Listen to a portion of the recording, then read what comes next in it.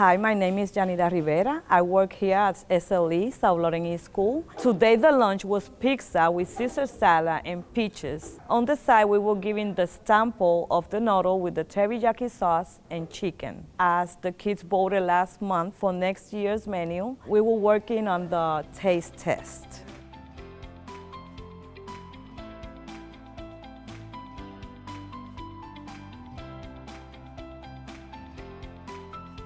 We boil the noodles.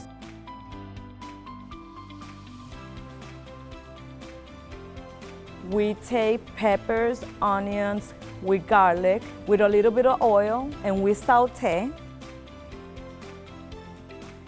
We add the noodles, then we add cabbage, carrots, and we mix it with the teriyaki sauce.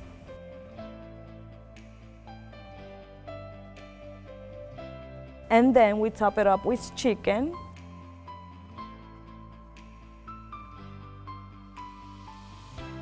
And we give the kids a try to taste it to see if they like it.